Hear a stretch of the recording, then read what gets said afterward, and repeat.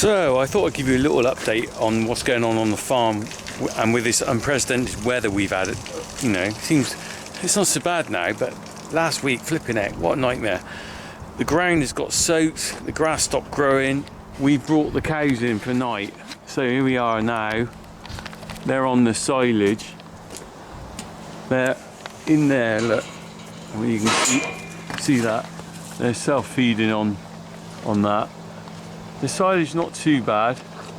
A little bit of rot on the top, more than normal, but I think that was probably due with the weather when we did it. Wasn't that great. So the cows are in at night now. First time for us, we've had the cows in September.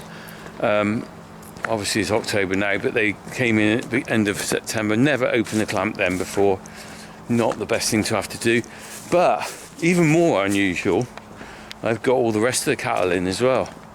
I've got dry cows and heifers in, which normally would be out. So the cows come in normally in November, first week in November probably. Clamps normally open end of October. But the dry cows and heifers, we try and keep them out till at least December. But I've got dry cows in. Look at all these girls. Well, I was going to fork a bit of this silage up in a minute. They're on round bale silage, so we're already eating into our round bale silage. Smells alright actually, nice bit of silage that. Easy to put silage in here because it's easy just to move them around. So the dry cows are in here, and I think they'll be here all now. Well, obviously some of these are going to calve down, so I think these are going to be here till they calve, but we're not going to bother putting them back out because I'm worried about the pressure on the land now. No good having too high a stocking rate when the grass gets short and it gets wet. But they can't go back down to the fields where they were from earlier because it's just too wet down there. It really is. So these are in here. Never normally have cattle. Might have had one or two in here, but never normally have a whole lot in here. I just spin around, look. You can actually see the floods still on the lower fields. That's not ours, but ours are next to that. So ours are further over, but you can't the view's blocked by the hedges. So that's the dry cows in there, but I've also got the flipping heifers in the other field. Sorry, other shed, not field. Wouldn't normally have them in there. Let's go and have a look at those. All right, let's go and have a look at the heifers in the shed. Oh, I need to fork that up a minute, but all the heifers are in. We're going to separate some more of these out. I think there's a bit too many in here. These are going to go back out. I'm sure these will go back out. I can't afford to keep them in here now, not this early. So, well, they're having the silage, but these will go back out. Someone's nicked my fork. Oh no, there it is. That's lucky. Thought someone had taken it away, as in someone, not me. These are going to be in here. We've got TB testing next week, so these smarts will stay up, but they can't go down yet. They won't go down this week anyway. It's too wet. Flipping annoying though. I'll just fork this up, and then I'm going to put this silage out, and then we'll go. I've got to take a trailer down, so we'll go down and go and have a check out of what's going on with the lower fields anyway. God, it sounds like something like Emmerdale, doesn't it? Down the lower fields.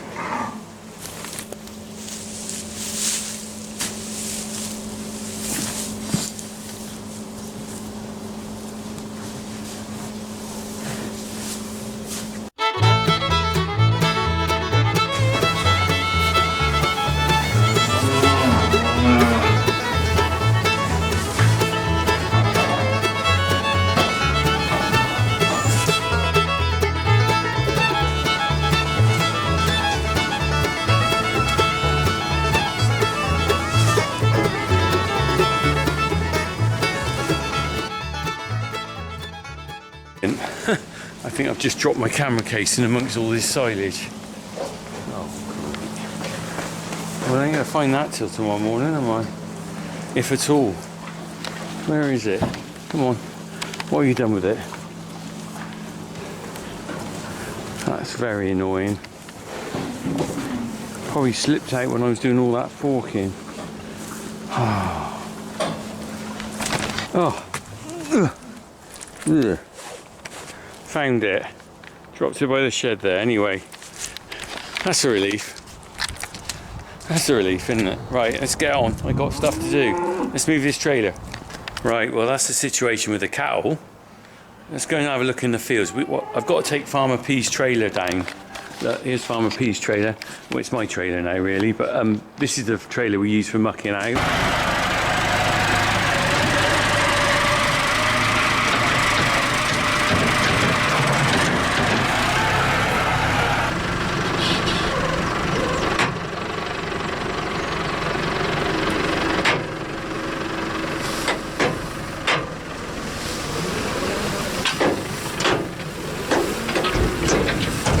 I've got to clear the old silage clamp out because the maize will be coming in here next week.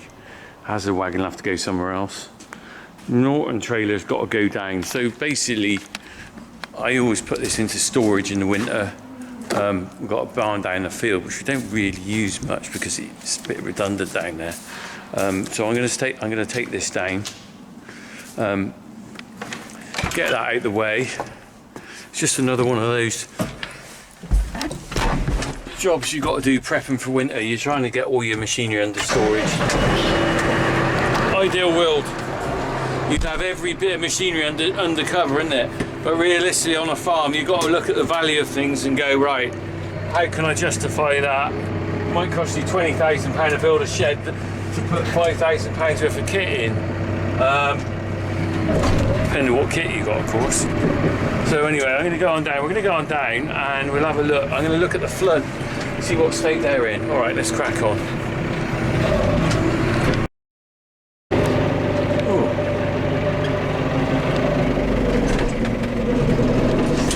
So I'm just driving down and this really weird bird was in the field. I thought it was a seagull, but it's not a normal looking seagull. You probably couldn't see that, the windows are too dirty. I was just about to jump out and video and it flipping legged it.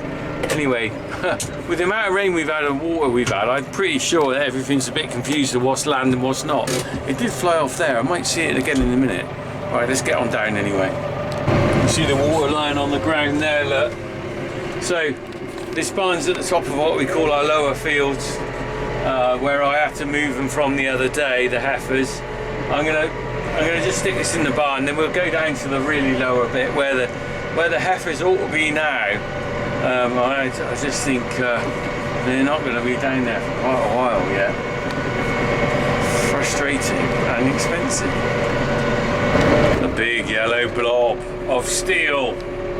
It's been a very good trailer, this, to me, actually. It's been so useful. I've done so much with it. It saved me so much time compared with our little tiny Marshall trailers we had before this. I'm very grateful to have this trailer. And it's a perfect size for me. I don't really need anything too big. You can get a bit carried away on the size of your kit, in my opinion. You know, horses for courses, and I haven't got a big farm.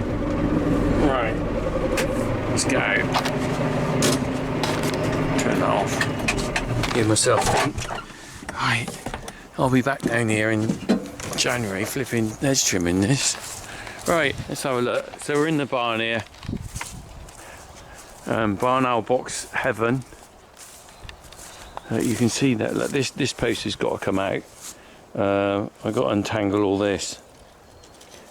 This is all joined up really kind of like not particularly well because it's always temporary, so that I can put a trailer in here so the wire comes off and I can reverse in. And because we don't have the cattle in this field very often, it doesn't actually really matter. Right, let me just have a look. Let's get this rest of this wire off and this post out. Go. Post's out now. Stick that hole back in there, that post back in there afterwards. It's easy just to take that out and just do it rather than, I couldn't be bothered to put proper gates and rails and stuff here. Here we go, we're in the barn owl boxes. We've seen this before, but I just thought I'd have another look. Plenty of barn owl pellets, look. Look at that, lovely, nice fresh one there. So that's a good sign. You can see where they've been plopping down the side. The white is the poo. The pellets are their last meal. There you go, their last meal is there. So I'm just going to stick the trailer in, then we'll get on down and have a look at what's going on down the lower fields. Ooh.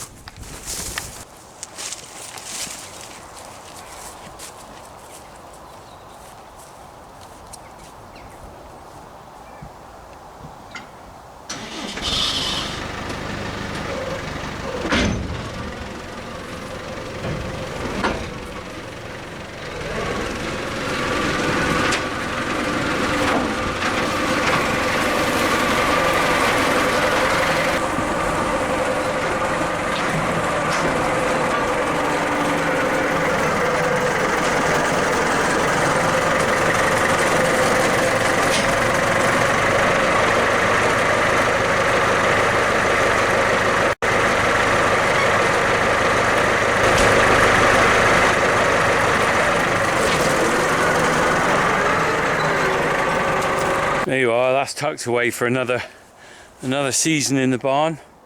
Seasons come and go so quick, don't they, when you get to a certain point in your life. It seems like 5 minutes ago I was getting out of there to go and do the muck. It's not going to be a long season this year, isn't it? The winter season. Blimey. Anyone who's farming will know what I mean. Right. Let me just put this back and then we're going to head off down into the lower fields to see where we're at when I can put my heifers out. I don't think it's any time soon, is it? I'm sure it's not. Hey ho, let's go. Hey ho, let's go. I think that was the start of a Ramones song, I'm not sure. Hey ho, let's go. Right, let's go. Hey ho, let's go. And have a look at our flooded fields and what they're like now. Now, the rain, so I'm filming this midweek. The rain was last week, and we brought all the cattle up on a Friday morning because they were just so bad. And at that point, they'd been moved to higher ground. No, that's not right. We brought them in on Monday, but we'd moved them to higher ground on Friday, because I was concerned about where they were going to be like over the weekend. Sure enough, it turned into a flipping swamp, and that water hasn't gone down yet, and there's just no point in bringing them back out here, even though it's causing me loads of aggro, keeping them in this early. And I can see here from now look, their fields are flooded. Let's have a spin around. You can just see through that gate. Right. Let's go and have a look. I'm going to walk out. I can't go any further because otherwise I'll start rutting the ground up.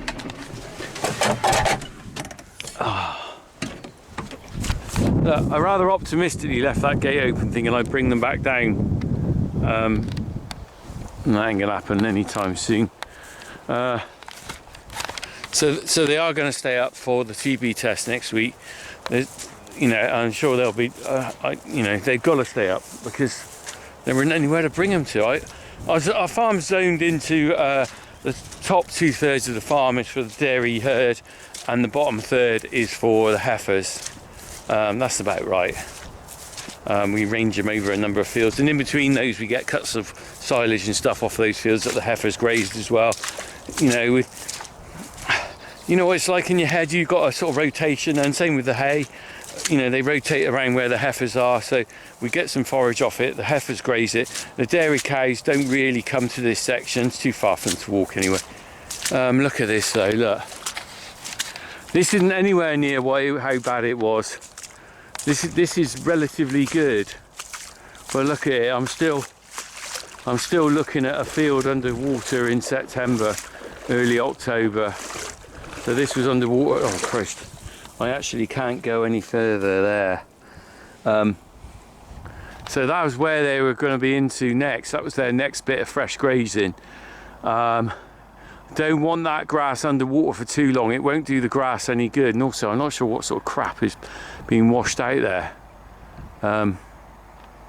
Flipping it. That's been underwater now for a week. We had so much rain. I can't believe what we had in that time in September. I've had rain. You know what it's like, this farm floods in the winter. That is floodplain. So before anyone flipping jumps in and goes, oh, you ought to unblock your land drains and stuff like that, maybe The main thing that really ought to happen is the Environment Agency need to flipping dig out the reens and the ditches and stuff, but they don't want that anymore. That's not how they do things.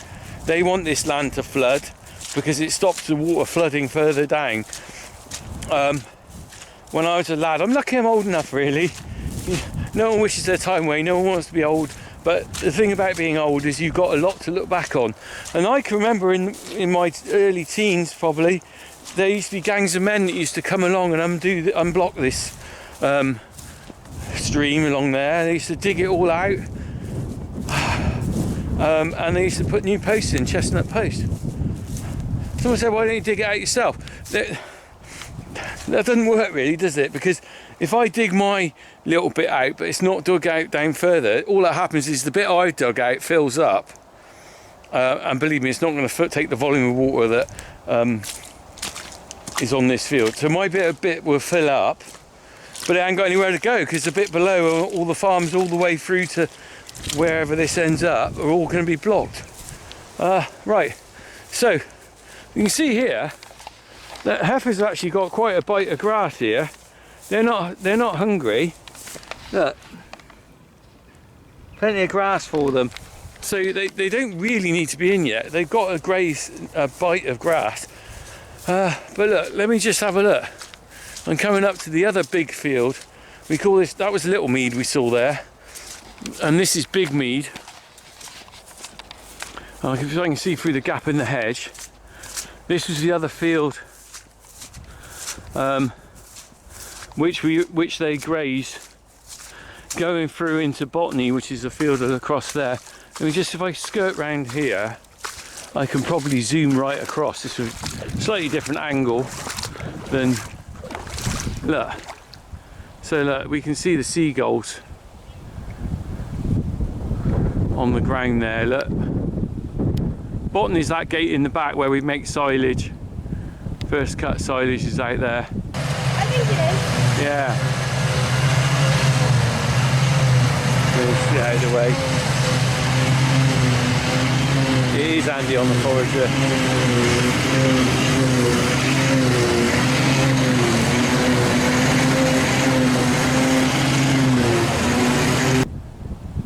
Look at the flipping seagulls. So through there's Botany. And you can see that's all the grazing for the heifers, so that's not fair on them, is it? You can't just stick some heifers out there. You know, because what are they going to eat? Look at this.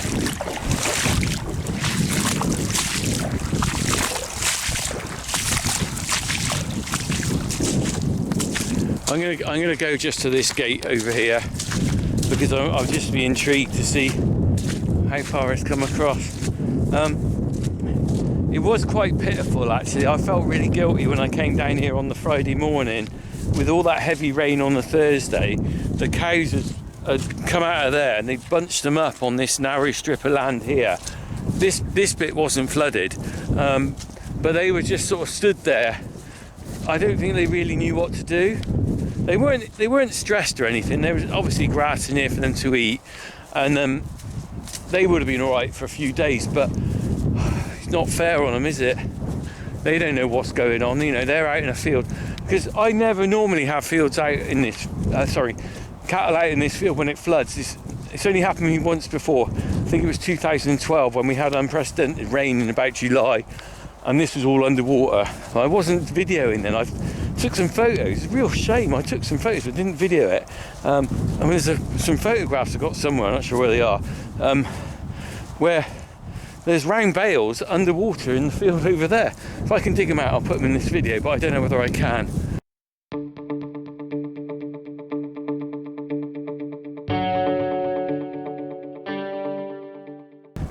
So yeah, I just never normally have cattle out here. You know, when we have flooding, they're all inside, aren't they? Not in September, October, look.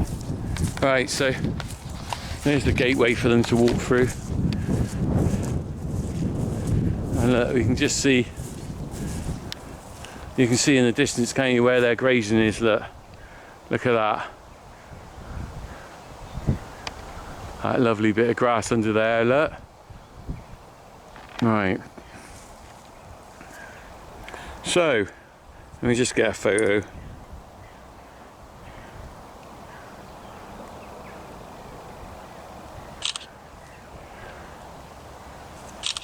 Love the gate.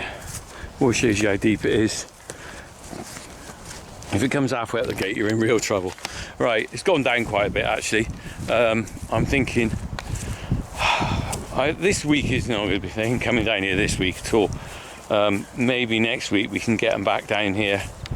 But the trouble is when the water goes down, you've got to wait for it to sort of dry out as well. Although this ground I'm on here, it's not squelchy. I'm bearing in mind I'm only, 30 foot from the actual floods. The ground I'm stood on, that's good and firm. So I wouldn't be worried about putting cattle back on here, but it's just out there how long that takes to dry out. Right, so this is what we're like here for the heifers. Dry cows, I don't think we're going to bring them back out actually, because what we're going to do now is we're going to take the pressure off the land by reducing the stocking rate if they come back down, and the dry cows will stay in all winter now. That's it. I mean, that's okay because they're a turnover anyway. They're going to calve. There's about a dozen at the moment, and a couple of in-calf heifers we're going to keep up. We're just going to take them off. So there'll probably be about 25 cattle down here, which isn't many over all the ranging over these fields. That means that they won't eat the grass down so quick, and they'll put less pressure on it. So that's our thinking. Whatever comes out it's not all coming out now. And I think the dairy herd was probably going to be just going out in the daytime now, because it's just getting late. They're better inside, I think, in the evenings now. Right, let's just go and have a look where their grazing is and see whether I can get them down here at the end of the week. I think that's probably very unlikely. Let's go and have a look. It's over here. Right, so I've come back down in the field. It's a very similar story to what it was like before, and I'm actually surprised that the field isn't underwater like the ones over there. It seems to have gone down more here than there, which is unusual because it normally works its way back. So here we are. Look, we can see the water on. Oh, here we go. Look, I'm back in, same as before. I can't send cattle down on this. Flipping heck. So this is the cows grazing. They were going to be coming down here. Well, they should have been down here already. This is where they were going to come to next, and I'm well over my ankles in water. Look, so the seagulls are down there having a flipping wonderful time. Look, come on, seagulls, where are you? There they are. Look, there they go. Look at that, seagulls swimming on our fields. Oh, I don't know how that went. So they ain't coming down here for a while. Oh, happy days, isn't it, eh? Oh, happy days. Right. Well, you learn to live with this sort of stuff, don't you? Farming's not exactly an easy... You don't choose farming for an easy life, do you? If you do, you're flipping stupid. Because there'll be something that bite you in the bum every week, really, honestly. This week was, well, the flooding, obviously, but also I had the top of the pipe on the bulk bin blast off, and I lost about half a ton of cake on the floor. I fixed that now, by the way.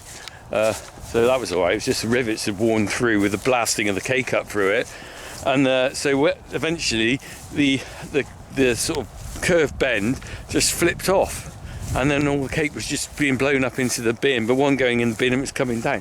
I'm really lucky the guy who was on the lorry was really switched on, and he turned it off really quickly, but we still lost quite a bit because it's going pretty fast out there. Right, so I can see cattle aren't going to be back out here for at least a week. I don't know about grazing this.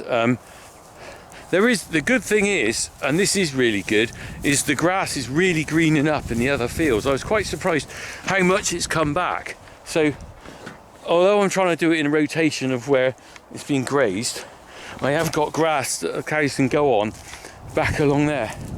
So we'll see how we go with that. Heifers will be out sometime. And the CB test, well, if you're watching this, it's next week. I've got a busy week next week, so you're watching this, I'm uploading this for Saturday.